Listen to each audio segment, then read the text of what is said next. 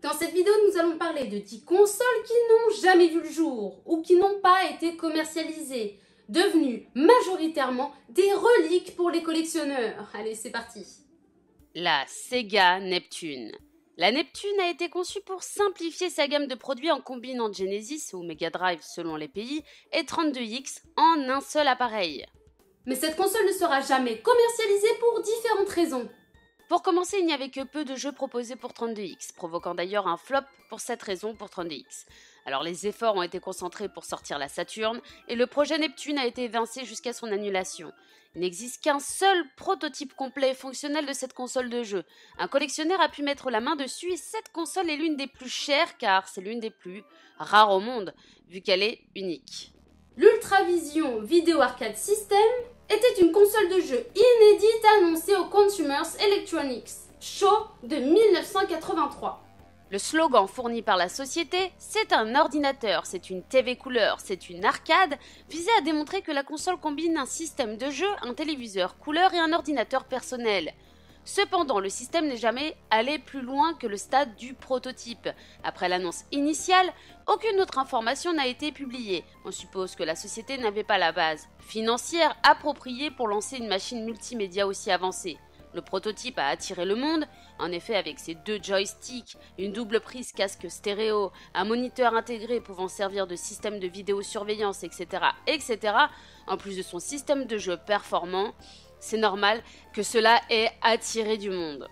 Mais bon, il n'a jamais vu le jour et c'est bien dommage. Atari Jaguar Duo 1995. L'Atari Jaguar Duo était une console proposée similaire à la Turbo Duo et la Genesis CDX. Il s'agissait d'une tentative d'Atari de combiner l'Atari Jaguar et l'Atari Jaguar CD pour créer une nouvelle console. Un modèle prototype décrit par les journalistes comme ressemblant à un PES-Person a été dévoilé au Winter Consumer Electronics Show de 1995. Mais la console a été annulée avant que la production ne puisse commencer. Elle était censée rivaliser avec Sony PlayStation et Sega Saturn. Konix Multisystem a vu le jour en 1988 en tant que conception avancée de périphériques Konix destinée à s'appuyer sur le succès de la gamme de joysticks de l'entreprise. La console ressemblait à un contrôleur de jeu de style tableau de bord et pouvait être configurée avec un volant, un joue de vol et des poignées de moto. Konix est tourné vers sa société sœur Creative Devices Ltd, un développeur de matériel informatique, pour concevoir un ordinateur de jeu à placer à l'intérieur du contrôleur. Le prototype a été révélé à la presse informatique lors du Salon du Jouet, dans le centre d'exposition d'Earls en 1989.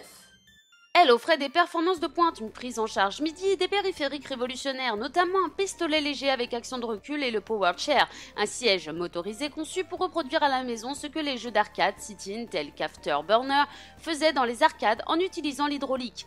Une autre caractéristique innovante était la possibilité de relier 2 multisystèmes ensemble pour permettre des jeux à 2 joueurs en tête-à-tête. La sortie était prévue pour août de la même année. La console de jeu était un développement conjoint de 2 sociétés britanniques, Flare Technology et Konix. Déjà en 1988, Konix était largement connu, ses manettes de jeu étaient populaires. Flare Technology a été fondée par 3 anciens ingénieurs de Sinclair Research Ltd, une société britannique fabriquant divers appareils électroniques à usage domestique. La modification constante de la conception de la coque et l'ajout de périphériques de stockage a commencé à retarder la date de sortie, pour finalement s'éloigner pour toujours.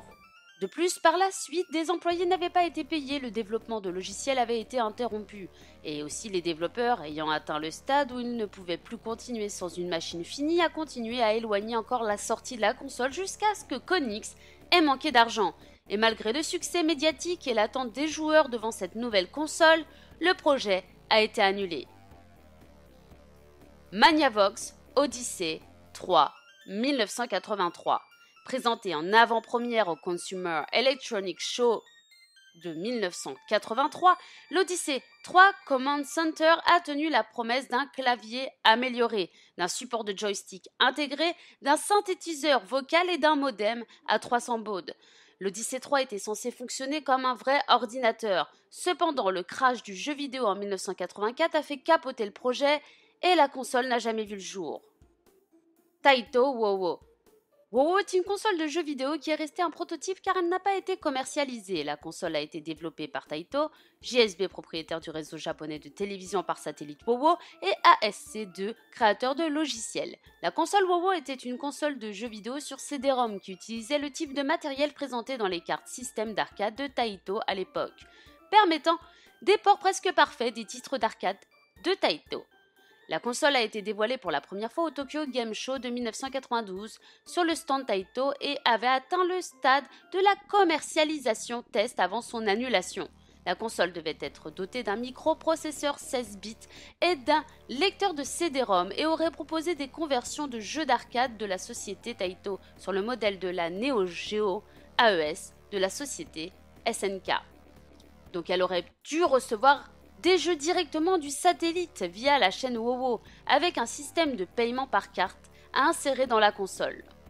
Mais à l'époque, combiner une console de jeux vidéo et un récepteur satellite aurait été compliqué et aurait rendu le prix de vente extrêmement élevé. Atari Cosmos, 1981.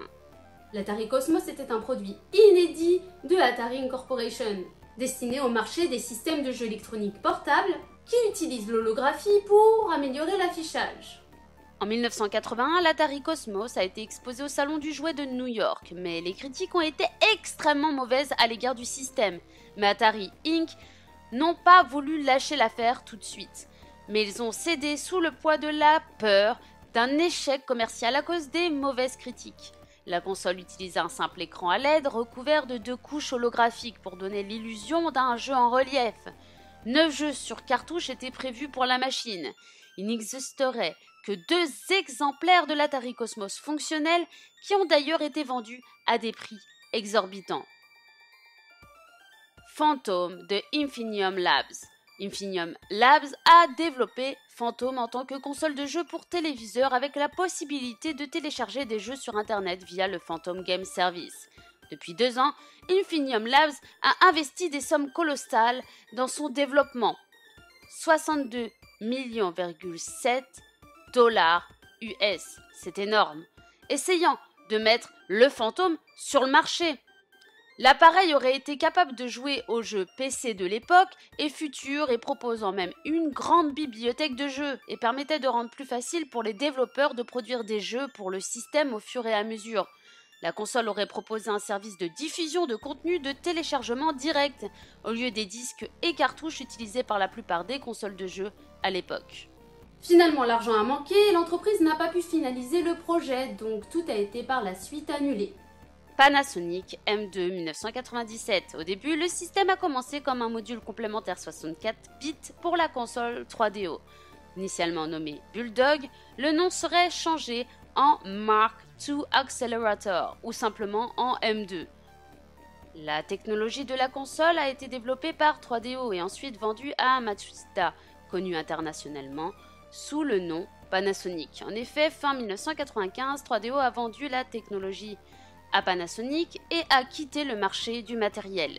Le géant japonais de l'électronique a travaillé sur le système de base jusqu'en 1997, mais alors que la console touchait à sa fin, Matsushita a estimé que le marché n'était pas prêt pour une autre console de jeux vidéo, ne voulant pas rivaliser avec son compatriote géant japonais de l'électronique Sony PlayStation, en raison de la défaillance de son propre multijoueur interactif 3DO console. Ils ont préféré abandonner le projet plutôt que de prendre un risque.